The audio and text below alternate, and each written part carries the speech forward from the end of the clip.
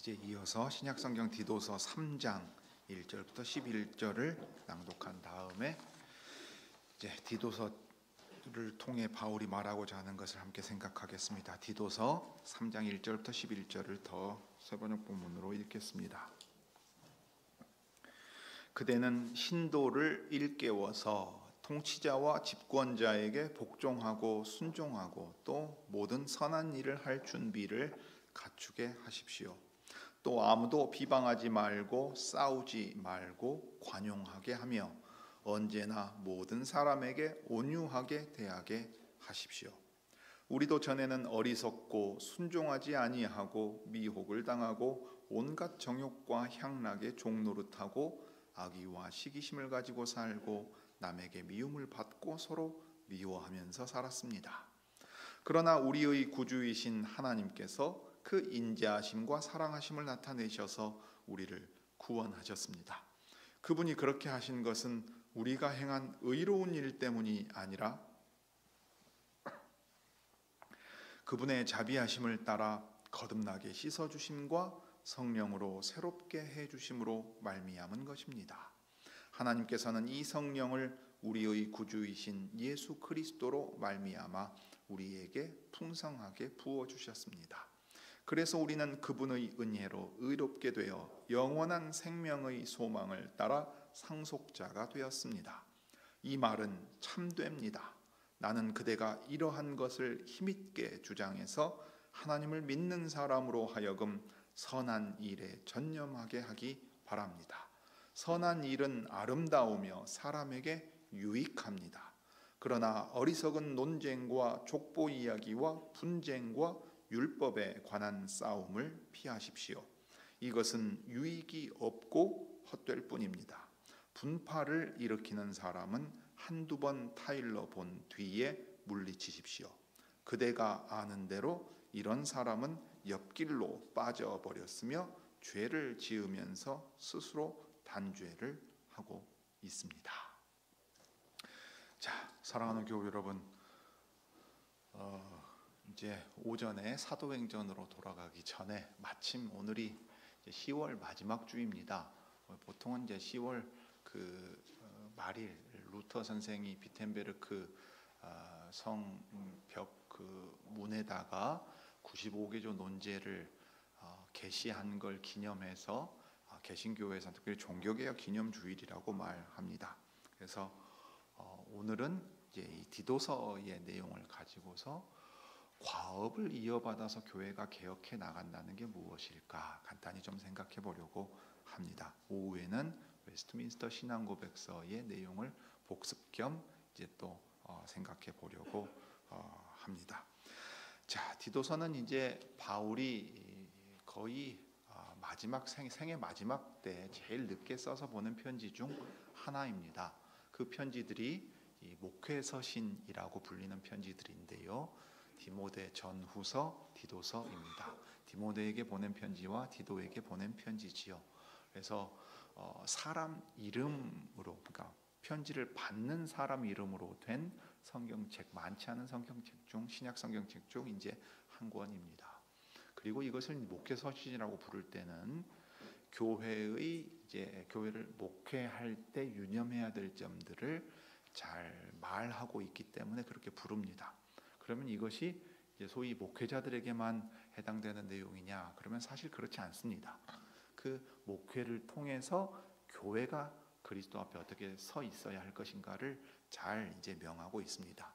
그러다 보니까 다른 바울의 편지들과 달리 특별히 교회의 직분자들에 대한 얘기, 그 다음에 교회의 교우들을 어떻게 양육해야 될 것인가 하는 이야기, 이 얘기가 이 안에 많이 들어 있습니다.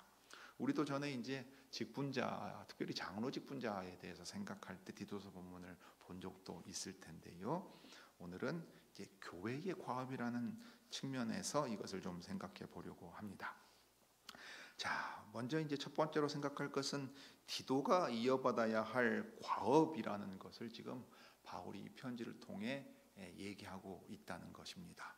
왜냐하면 바울은 자기가 달려갈 길을 거의 다 이제 마치는 상황입니다. 그러면서 자기를 이어서 이 일을 행할 사람에게 이 일을 부탁하고 있는 것이거든요. 그래서 이 디모데가 믿음 안에서 낳은 아들로서 이 목사의 일을 행하고 에베소 같은 데서도 합니다. 디도는 크레타 섬에 보내서 그 목회를 감당하도록 하게 합니다. 그렇게 함으로써 그곳에 교회가 온전히 세워지고 또 서 나아갈 수 있게 하려고 했던 거죠. 그래서 이제 크게는 디도가 이어받아야 될 과업을 우리가 생각해 볼 수 있고, 그 다음에 그것을 통해서 우리 시대의 교회는 어떻게 또 어떤 과업을 가지고 있는가도 생각해 볼 수 있습니다. 그런 다음에 그 일을 행할 수 있는 힘의 원천이 무엇인가는 항상 바울이 중간중간 언급해 가고 있는데 2장에서든지 3장에서든지 언급하는 내용을 통해 우리가 생각하도록 하겠습니다.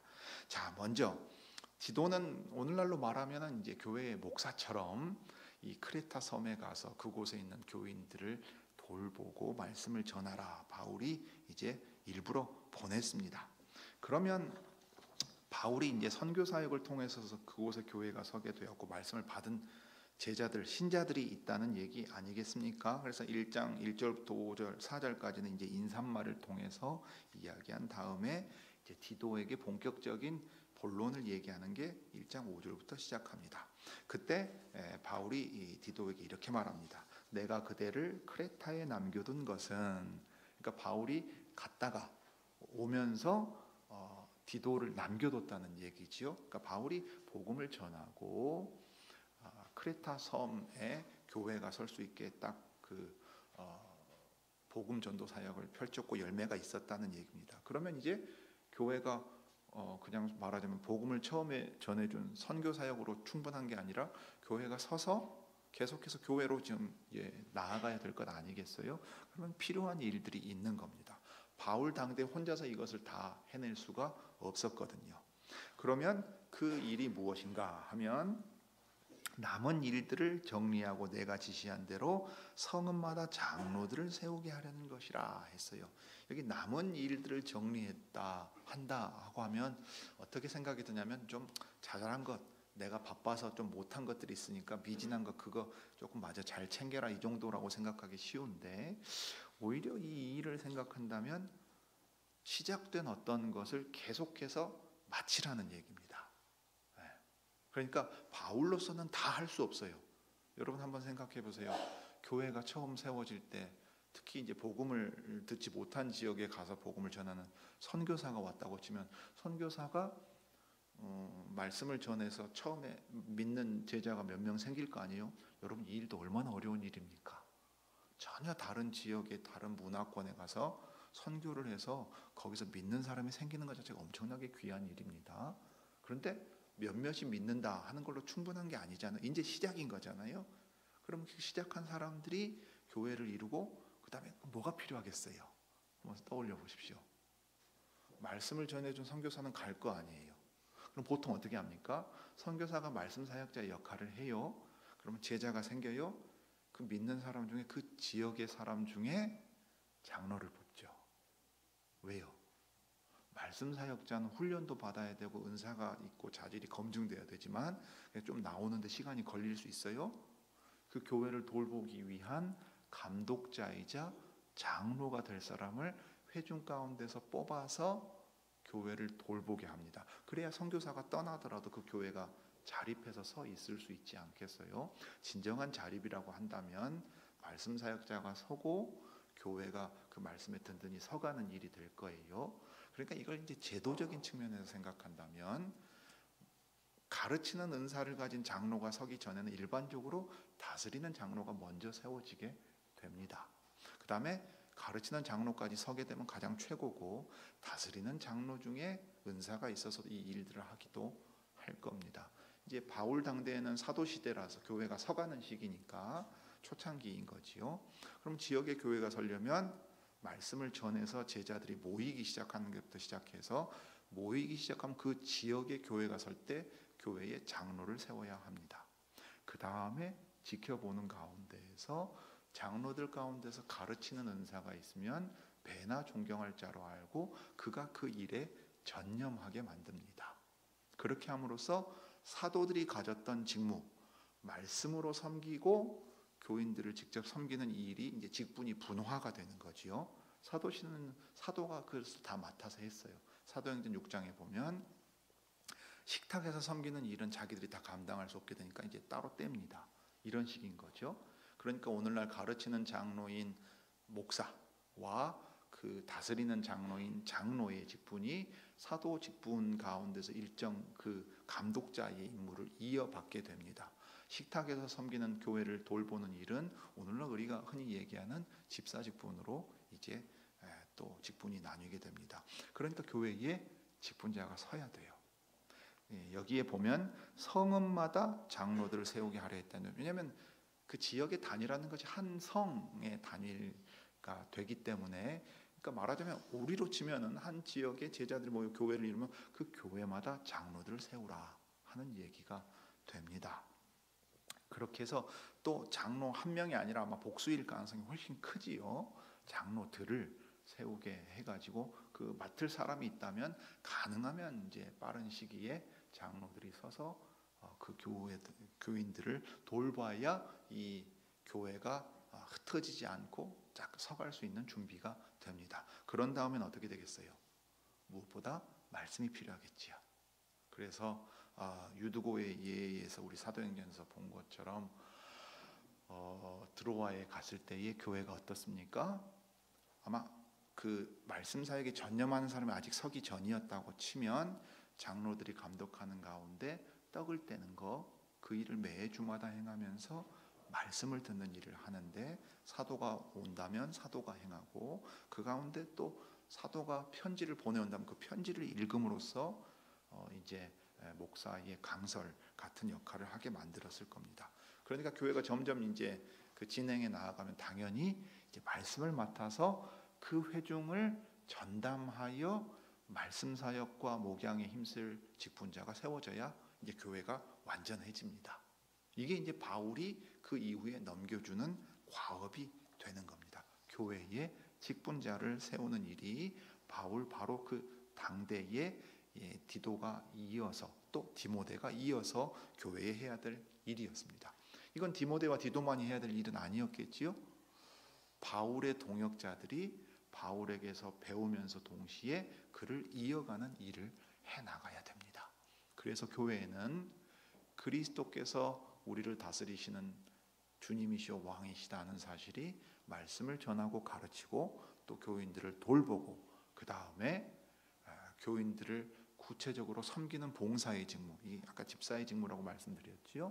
이 직무가 수행될 수 있도록 이제 교회가 서 나아가야 됐던 겁니다. 그래서 직분자의 자격을 여기 드는 거예요. 직분자를 또 아무나 막 세운다, 필요하니까 아무나 세운다 하는 게 아니에요. 교회의 지도자로서 그리스도의 왕으로 다스리시는 것을 이제 대리하여 나타내야 될 아주 막중한 책임이 있는 것 아니겠습니까? 여러분, 우리나라에서도 우리나라의 국정을 책임질 대통령을 뽑을 때 우리가 얼마나 신경을 씁니까? 얼마나 많은 시간을 들여서 검증을 하고 우리가 거의 그 일에 얼마나 진짜 목숨 건 사람들처럼 관심을 가집니까? 또 그게 문제가 생겼을 때 얼마나 또 치명적인 결과를 낳는가도 경험해 보지 않았습니까? 교회도 마찬가지입니다. 그래서 장로와 감독 같은 직분입니다. 같은 직분의 그 자격과 조건 같은 것들을 언급하면서 이제 여러 가지 것들을 얘기하는 이유가 바로 거기에 있습니다. 그와 동시에 그의 성품과 인품, 그 다음에 행실, 가정을 다스리는 일, 교회와 세상에서의 평판 모두 다 중요합니다.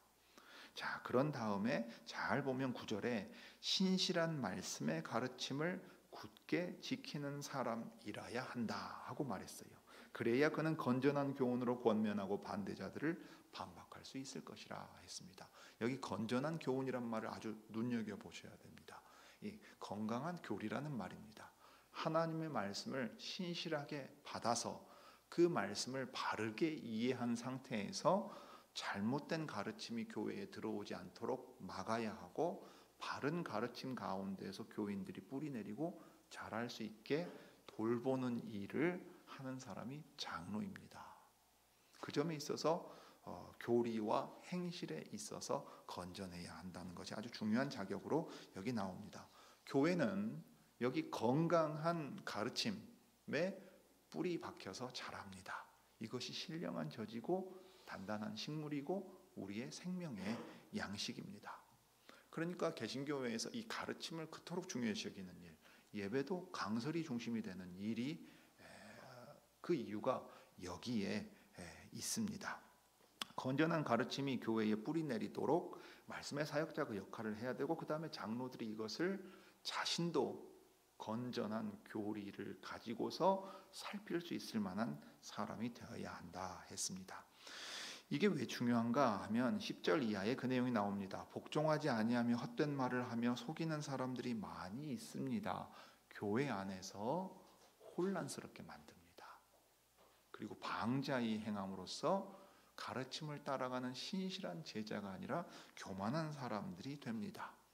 바울 당대에 그렇게 됩니다. 예수 그리스도 안에서 할례자나 무할례자나 모두 믿음으로 의롭게 되고 하나님 나라의 백성이 된다는 것을 어기면서 계속 구약에 머물러 있으려고 그래요. 율법을 잘못 해석하고 율법의 위치를 오해하면서 다른 어떤 것을 요구하게 됩니다. 사도행전 15장에 본 것처럼 예루살렘의 회의가 이것을 결정하는 아주 중요한 회의였고, 이로 말미암아 유대인들로 이루어진 교회와 이방인들로 이루어진 교회가 모두 한 하나님의 백성이라는 사실을 확인할 수 있었습니다. 자, 그래서 이제 16절에 보면 그들은 입으로는 하나님을 안다고 말하지만 행동으로는 부인하고 있습니다. 그들은 가증하고 완고한 자들이어서 전혀 선한 일을 하지 못한다 했어요. 자, 그러니 교회는 그리스도의 말씀의 터 위에서 섭니다.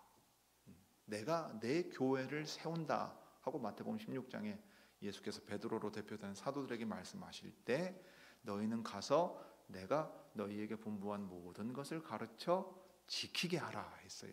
가르침에 기초해서 이 세례와 성찬을 행합니다. 교회는 그래서 이 건전한 가르침과 교리와 신앙 고백과 해석과 신학의 기초에서 하나가 됩니다. 그리고 거짓된 것을 이제 분별해서 가려낼 책임이 있습니다. 그와 동시에 이러한 가르침을 받았다면 마땅히 주님의 백성들이 각자 교회의 지체로서 또 하나님의 백성으로서 이 말씀을 받은 자답게 살아가야 합니다. 직분자에게만 요구되는 게 결코 아니지요. 직분자에게 이것을 요구하는 이유는 바로 교우들로 하여금 그러한 삶을 살 수 있게 먼저 본을 보이고 이끌라고 하는 겁니다. 그러니까 디도에게 주는 권면이 계속 어떻게 돼 있어요? 여러분, 나이 든 사람들, 젊은 사람들, 남자, 여자, 종들에게 권면을 할 때 직접 권면하는 형태입니까? 새번역은 번역할 때 어떻게 했습니까? 이 사람들로 이렇게 하게 하라 했어요. 목회의 목적입니다. 목회자들이 자신의 목회가 어떻게 되느냐? 건전한 교리에 기초해서 하나님의 말씀을 듣는 교회가 돼야 돼요. 이 말씀을 들었으면 마땅히 나이 든 남자나 여자나 젊은 여자나 젊은 남자나 종이나 자유자나 자기 형편에 맞게 그 말씀을 실천하며 살아야 한다고, 그렇게 하도록 당신은 목회해야 한다고 지금 바울은 말하고 있는 겁니다. 그러니까 목회는 주님의 교회를 돌보는 일은 설교로 끝나는 게 아니지요. 이건 심지어 목회자도 흔히 혼동하는 일입니다. 설교를 바르게만 하면 다 된다고 생각하는데 천만의 말씀이에요. 가르침이 중요한 이유는 뭐냐면 그 건전한 가르침의 터 위에서 각 사람이 삶의 행실로 열매를 맺어야 되기 때문입니다. 그런 점에서 신방하는 것이고 교우들을 만나는 것이고 어떻게 지내시냐고 묻는 것이고 어떤 일에 대하여 이야기 나누는 것입니다. 우리가 주일 예배만 드리고 설교만 듣고 점잖게 돌아가면 우리 모두 다 제법 괜찮은 사람인 척 할 수 있어요. 우리 실제 삶에서, 우리 가정에서 부모와 자녀와의 관계 속에서, 내 직장에서 사람들이 어떻게 보는지 물어보지 않으면 우리는 제법 괜찮은 사람일 겁니다. 그렇지만 목회는 여러분의 구체적인 삶 가운데 어떻게 사는지 봐야 해요. 그리고 그 변화가 일어나도록 말씀으로 권면해야 합니다. 오늘날 많은 사람들은 이렇게 생각할 거예요. 왜 목사가 우리 개인의 프라이버시까지 침해하려고 하느냐? 제가 교회에서 들어본 적이 있다고 말씀드렸죠. 이혼하는 문제와 관련해서 주님의 말씀으로 권면하려고 하니까 교인 중에 심지어 장로된 분이 그랬다니까요. 왜 교인의 사생활에 교역자들이 관여하려고 하느냐. 그건 신앙이 뭔지를 모르는 겁니다. 직분이 뭔지를 모르는 거예요. 여러분의 개인의 삶을 목사나 직분자가 조종하기 위해서 하는 게 아닙니다. 여러분의 삶이 주님의 말씀에 기초해서 바르게 가고 있는가를 살펴야 할 책임을 목자되고 감독자된 이들이, 장로된 이들이 받았기 때문이에요. 그러니 여러분들은 어떻게 해야 돼요? 여러분이 살아가는 삶의 이야기를 목자들과 나누어야 합니다. 무엇이 어려운지, 무엇이 힘든지, 요즘 어떻게 살고 있는지 제가 알아서 잘합니다 라고 말하는 건 여러분 바람직한 일이 결코 아닙니다. 자, 그러니 교우들의 상황에 맞게 권면해서 하나님의 교훈을 드러내야 돼요. 여러분, 나이든 남자나 나이든 여자나 젊은 남자나 젊은 여자나 종에게 주는 권면 가운데 왜 이 권면을 주는지 반복돼서 나오는 이야기가 있습니다. 한번 5절을 보십시오. 그래야 하나님의 말씀이 비방을 받지 않을 것입니다 했어요. 종에 대하여 권면할 때 10절에 보십시오. 그러면 그들이 모든 일에서 우리의 구주이신 하나님의 교훈을 빛낼 것입니다 했어요. 자, 각 사람을 권하여서 각 사람이 마땅히 행해야 될 일을 하도록 권면할 필요가 왜 있습니까? 하나님의 말씀이 하나님의 백성이 비방을 받지 않도록 하기 위해요. 하나님의 거룩한 말씀을 받고 교훈을 받았으면 그 교훈이 건강하게 우리의 생명이 되어서 생명의 양식이 돼서 우리로 그 부활의 생명으로 살아가게 만드는 것을 보여야 한다 이 말이에요. 우리가 백날 개혁교회의 교리다 신학책 가지고서 읽고 대단히 바른 소리를 해도 우리의 인격과 삶의 행실과 관계와 직장에서의 삶이 하나님의 교훈의 이 교훈을 빛낼 만큼 드러나지 않는다면 도리어 역설적으로 그냥 말쟁이가 될 뿐이에요. 우리 그런 소리 얼마나 많이 듣습니까? 예수 믿는 사람들, 교회 다니는 사람들 말만 번지르르 하고 되게 이기적이다. 이 말은 오늘 바울이 권면하려고 하는 피해야 할 일들을 우리가 지금 하고 있다는 반증이 되는 겁니다. 왜 나이 많은 남자들이 절제 있고 위엄 있고 신중하고 믿음과 사랑과 인내심에도 흔들리지 않는 사람이 되어야 합니까? 왜 나이 많은 여자들은 행실이 거룩하고 헐뜯지 않아야 하고 좋은 것을 가르쳐야 합니까? 그래서 그 영향력이 젊은 여인들에게까지 퍼져나가게 해야 합니까? 여러분, 우리 시대 한번 떠올려 보십시오. 우리 시대 젊은 사람들이 제일 많이 쓰는 단어가 뭔가 한번 생각해 보세요. 꼰대라는 말 되게 많이 씁니다. 나이 있고 자기보다 위에 있는 사람이 존경할 만한 권위 있는 존재라고 의식하지 않아요. 모두 거부해 버립니다. 물론 젊은이들이 속이 없고 참 뭐랄까 권위를 부정하는 못된 사람들이다 이렇게 말할지도 모르겠어요. 그런데 한국 사회에서 그게 왜 나타났을까요? 권위가 제대로 작동하는 걸 본 적이 별로 없기 때문입니다. 존경할 만한 권위를 만난 적이 없기 때문이에요. 자, 나이 든 분들이 권위 있고 절제하고 위엄 있고 신중하고 행실에 있어서 정결한 모습을 드러낸다면 이런 말이나 행동들을 젊은이들이 할 수 있을까요? 야, 저분은 참 대단한 분이다. 저분은 정말 가서 우리의 조언을 구할 만한 어른이다. 그래요. 이 꼰대라는 말 다음에 존경할 만한 어른이 없다는 말이 나오는 이야기를 우리는 귀 기울여 봐야 합니다. 교회는 어떤 곳입니까? 정말로 저분에게 가서 내 인생의 어려운 문제를 이야기할 수 있을까? 내 신앙의 고민을 말할 수 있을까? 그런 어른들이 마땅히 교회에 있어야 할 거예요. 직분자들뿐만이 아니라 우리 안에 믿음으로 배우고 싶어하는 그런 분들이 나타나야 할 것입니다. 이게 바로 나이 많은 남성들, 나이 많은 여성들이 해야 할 아주 중요한 역할입니다. 그냥 오래 살아서 내 머리가 백발이 되고 나이가 많아졌다가 아니라 내 인생에 주님이 나를 인도하시고 그 믿음의 훈련과 싸움 가운데서 정말로 존경할 만한 모습이 우리 안에 있어야 되겠다. 이 얘기를 합니다. 그러면서 젊은 남자들에게는 신중한 사람이 되라고 하고 젊은 남자를 대표하는 이 오늘날 좀 목사 같은 디도에게 당신이 바로 그 일에 있어서 먼저 본을 보이라고 이야기를 하고 있습니다. 그런데 여러분, 여기 이야기하고 있는 자질들을 보면요, 사실 새롭지 않습니다. 플라톤의 철학책을 보거나 아리스토텔레스의 철학을 보잖아요. 주전에 벌써 한참 전 얘기들이며 철학자들입니다. 그런데도 이 덕목이 이미 나온다고요. 성경이 처음 얘기하는 게 아니에요. 고대 그리스 철학자들도 이미 다 알고 있는 덕목이에요. 그들이 그것을 어떤 동기에서 어떻게 실천하고 있는가는 다른 문제가 되겠죠. 신중함이나 절제함은 예를 들어 플라톤이나 아리스토텔레스 철학에서도 아주 중요하게, 그리스 철학에서 아주 중요한 덕목이 됩니다. 그런데 하물며 하나님의 백성이요 그리스도를 믿는 사람들이라고 하면서도 이방 철학자들보다도 못하다니, 스스로를 진리를 따르는 사람들이라고 주장하고 그것을 추구하는 사람들보다 못하다면 정말로 생명이 우리 안에 있고 하나님의 말씀이 참되다고 주장할 수 있는 사람들이 되겠냐, 이 말입니다. 자, 그래서 교우들의 상황에 맞게 권면해서 하나님의 교훈이 드러나야 합니다. 자, 어떻습니까? 복음을 받은 걸로 충분하지 않아요. 그건 시작입니다. 이 복음에서 우리는 하나님의 건전한 가르침을 계속해서 더 깊이 있게 알아가야 합니다. 성경을 공부해가는 거 얼마나 어렵습니까? 분량도 많습니다, 여러분. 목사도 이거 계속해서 공부해가야 되고 연구해가야 되고, 그래도 다 깨닫지 못하고, 저도 신학 공부한 지 20수년 지났거든요. 그러면 여러분, 일반 세상에서도 한 20년 넘으면 뭔가 잘해야 될 것 같잖아요. 내가 성경을 얼마나 아는가 하면 자신할 수가 없어요.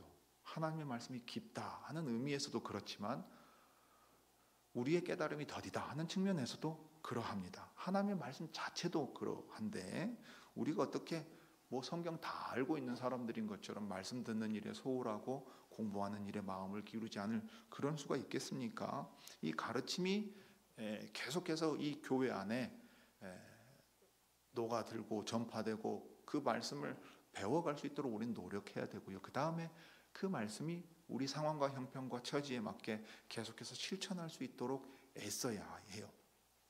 그래서 말하자면은 복음이 우리에게 이제 젖어들어서 이게 이제 뿌리를 내리고 자라가야 한다, 이 말입니다. 그러면 교회도 마찬가지 아니겠어요? 교회가 처음 설 때는 어린아이와 같은 모습일 겁니다. 그렇지만 교회가 20년이 지나고 30년이 지나면 어떻게 되겠어요? 당연히 주께서도 너희가 그 시간에 맞게끔 장성함, 그 결과라는 것이 나타나야 되지 않겠는가 생각하지 않겠어요? 20살이 되었는데도 젖먹이 어린아이같이 행동한다면 부모의 근심거리가 될 거예요.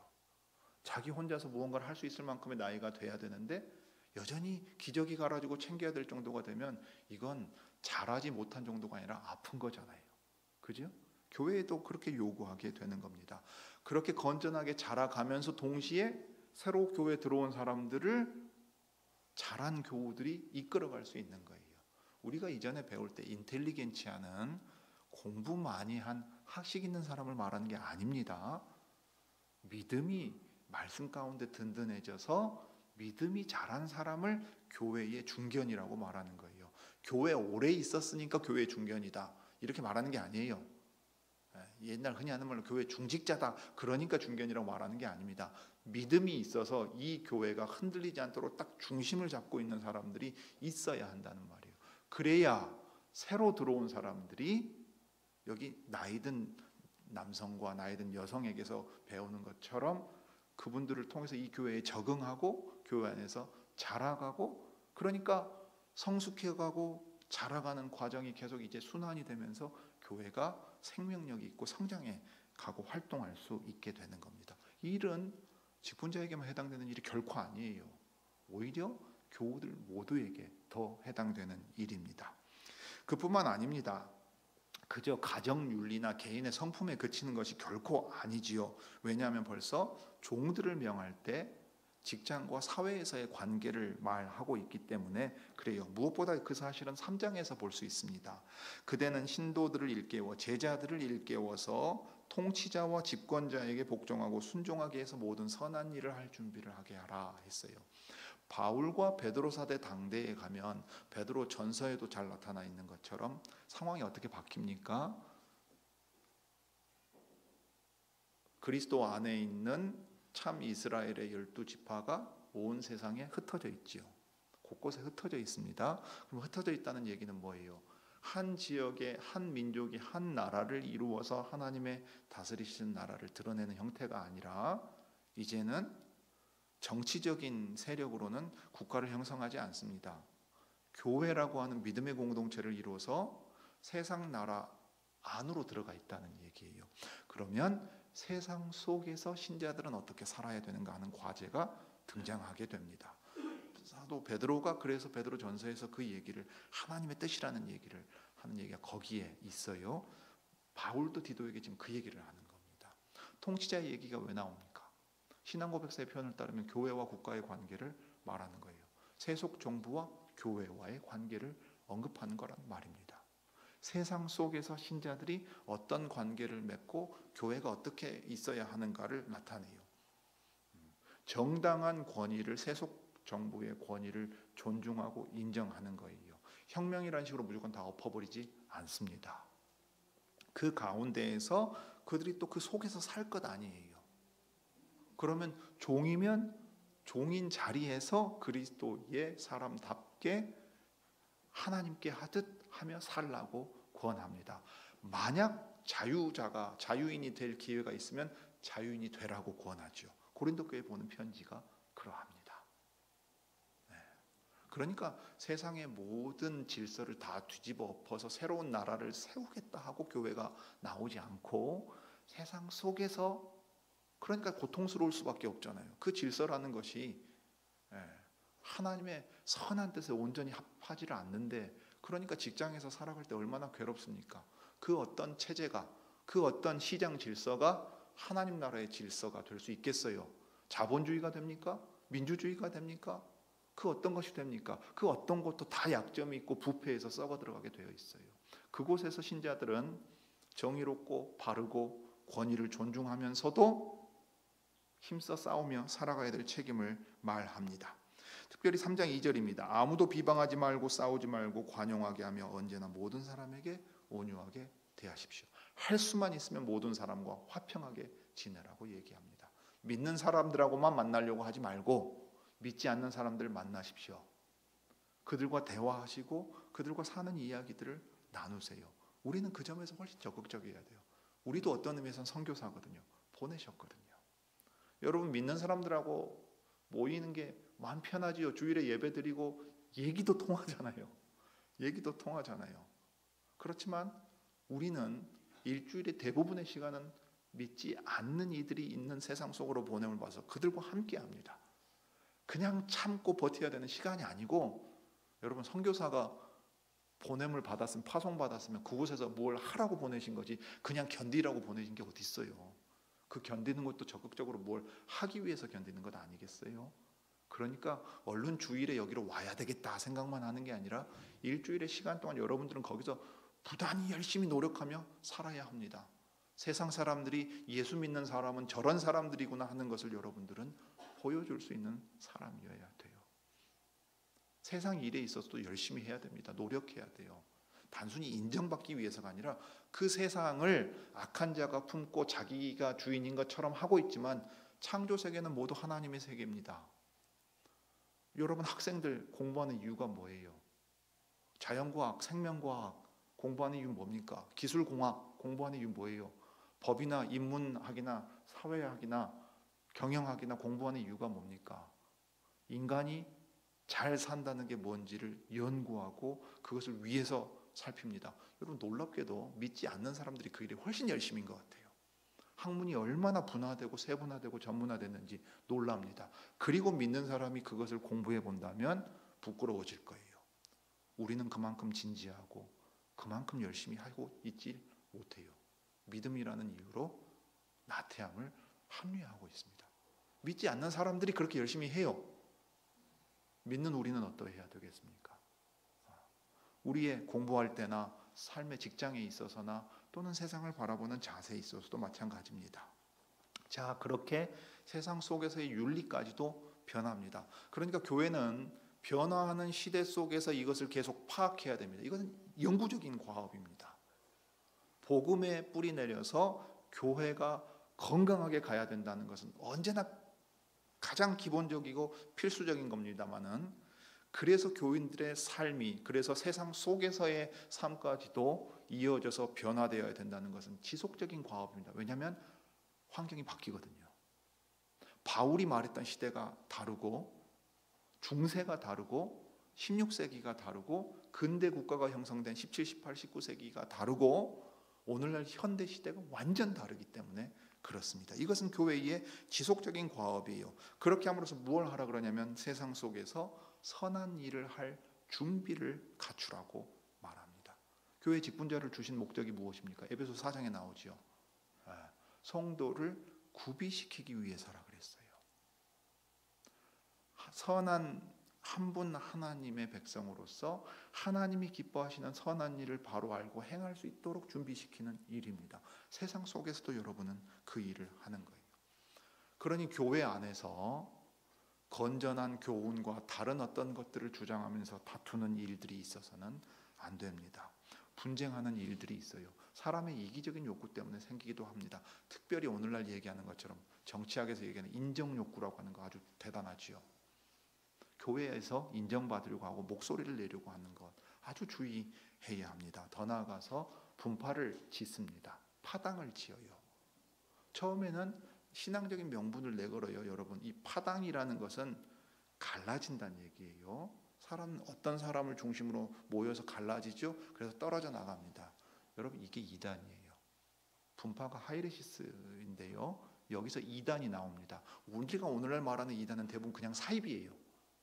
진짜처럼 보이는 가짜고, 안에 있다 떨어져 나가는 게 이제 분파가 이단이 되는 건데, 대단히 무서운 일입니다. 이 안에서, 교회 안에 있으면서 자기의 영향력을 발휘하고, 그래서 사람들을 모으고서는 떨어져 나가는 거예요. 한두 번 교훈합니다. 치리합니다. 그러나 때로는 엄격하게 잘라내야 될 일도 생길 수 있습니다. 그냥 좋게 좋게 지나갈 수 있는 상황이 아닙니다. 그렇게 직분자들은 특별히 이 교회 안에서의 움직임들을 볼 수 있을 만한 지혜도 있어야 합니다. 여러분, 어떻게 해서 우리가 이 모든 일들을 행할 수 있습니까? 이런 지도자가 나오고 이런 공동체가 된다면 얼마나 좋겠어요. 세상이 꿈꾸는 이상적인 국가 아닙니까? 뭐 율도국 같은 데가 있지요. 이런 나라가 과연 있을 수 있겠나 싶지만 그리스도 안에서 이 일을 행할 수 있게 하셨습니다.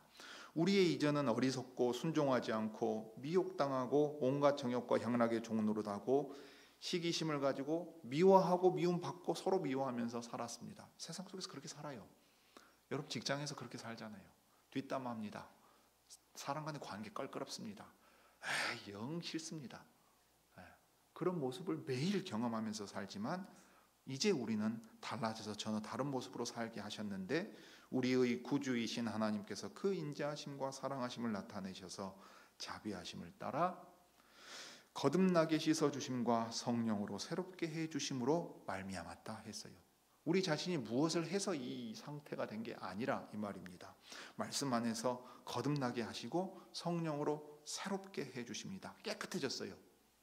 그러니 그 말씀과 성령 안에서 계속 깨끗한 상태를 유지하고 더 자라가야 합니다. 이 성령을 예수 그리스도로 말미암아 우리에게 풍성하게 부어주셨습니다. 이 성령께서 우리의 진리이신 그리스도의 말씀을 생각나게 하시고 우리를 책망하기도 하시고 바로잡으시고 또 그 말씀을 기억나게 하셔서 이렇게 행하게 힘을 주십니다. 우리 안에 소원을 두시고 행하신다 이 말입니다. 이 일을 위하여 그리스도께서 우리를 위해 우리를 대신해 자기 몸을 내어 주셨습니다. 그러함으로써 모든 불법에서 건져내시고 깨끗하게 하셨습니다.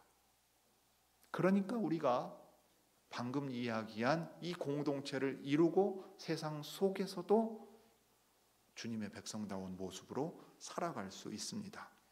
하나님께서 우리를 구원하시는 구원의 은혜가 계시되고 나타나고 이제 그 은혜가 힘을 미치고 있습니다. 그 은혜가 우리를 양육합니다. 여기 교육한다는 말보다는 오히려 개역 한글판 번역이 더 좋아요. 양육해요. 양육. 아이를 낳아서 기르는 것 딱 그 얘기입니다. 은혜가 우리에게 믿음을 주심으로써 우리를 새로운 생명으로 낳았어요. 여러분, 엄마 중에 아이 낳고 그냥 내버려 두는 엄마가 있습니까? 우리 교회 마스코트죠. 민혁이 얼마나 교우들이 예뻐합니까? 민혁이 태어났어요. 엄마가 얼마나 지극정성으로 돌보고 지금 합니까? 엄마만 돌봅니까? 어린이집 원장님도 얼마나 애써가면서 사랑합니까? 우리는 또 아이가 얼마나 예쁩니까? 컸구나, 이렇게 자랐구나, 아이고 예쁘다, 이렇게 하면서 아이에게 필요한 것이 무엇인지를 어떻게든 공급하려고 하지 않습니까? 하나님의 은혜가 우리를 낳아서 기릅니다. 우리말 표현 기른다는 말이 딱 맞는 말이에요. 그러니 그 은혜 아래 계속 있어야 해요. 그 은혜가 우리를 양육해서 이 세상에서 살게 만듭니다. 어떻게요? 더러운 것들, 그런 것들을 다 버리게 만들지요. 2장 12절에 한번 보시죠. 우리를 양육하는데 경건하지 않은 거, 하나님 두려워하지 않기 때문에 마음대로 행하는 거, 그래서 속된 정욕, 우리의 욕망이 하나님이 책망하는 것으로 향하는 그러한 것들, 그래서 이 모든 것을 버리게 만듭니다. 하나님의 은혜 아래서 말씀을 듣고 있을 때 우리는 선과 악을 구분하고 깨끗한 것과 더러운 것을 구분해서 하나님이 기뻐하시는 일을 행할 수 있어요. 지금 이 세상에서 신중하고 의롭고 경건하게 살게 만듭니다. 하나님의 은혜를 받은 사람은 이 세상에서의 삶을 소홀히 여기지 않습니다. 주님 어서 오십시오, 여기 힘들어 죽겠습니다 하고 도망치지 않습니다. 주님이 보내신 자리라고 생각하고 신중함과 경건함과 의로움으로 힘쓰고 애쓰며 씨름하며 살아갑니다. 여러분의 일주일의 삶이 그러할 줄 압니다. 그런데 그것에 그치지 않지요. 우리가 웨스트민스터 신앙고백서 마지막에 본 것처럼 마지막 날의 소망을 가지고서 삽니다.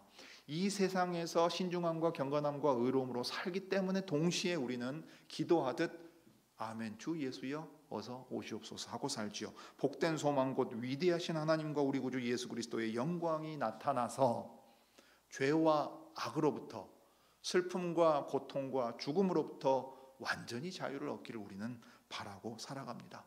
이 자유로움과 이 기쁨에 우리뿐만 아니라 우리의 가까운 이들도 함께 참여할 수 있기를 바라며 살아갑니다. 그래서 은혜를 베푸셔서 우리에게 하도록 하시는 일이 뭐냐면 선한 일에 열심을 내는 자기 백성, 친백성이란 말이죠. 자기 백성으로 삼으시려는 것이고 믿는 사람으로 하여금 선한 일에 전념하게 하려는 것입니다. 여러분이 교회에 모여서 예배를 드리고 하나님의 말씀을 듣고 목사가 여러분의 삶에 관심을 보이고 함께 대화하고 만나는 이 모든 일들, 장로가 여러분을 찾아가고 여러분과 대화하는 모든 일들, 여러분들 서로 삶을 나누는 이 모든 일들은 주 예수 그리스도 안에서 은혜를 받아 여러분이 살아가는 모든 곳에서 선한 일, 하나님께서 말씀을 통해 가르치는 일을 힘써 행하게 하기 위함입니다. 여러분 이 은혜를 직분자들을 통해서 우리에게 내려주시고 말씀을 통해 내려주셔서 여러분 각자가 각자 서 있는 자리에서 행할 수 있는 최선을 다해 주님을 기쁘시게 할 수 있기를 바랍니다. 여러분 개혁을 먼 데서 찾지 마십시오. 어려운 신학책 읽고 16세기, 17세기 개혁 신학자들의 이름을 아는 것이 개혁이 아닙니다. 복음의 기초에서 이런 건강한 교회로 서 나아가는 일, 우리 시대에 주어진 과업을 분별해서 이 일에 열심히 수고하며 싸워가는 그 일이 바로 우리에게 맡겨진 개혁을 힘써 행하는 일이 될 것입니다. 기도하시죠.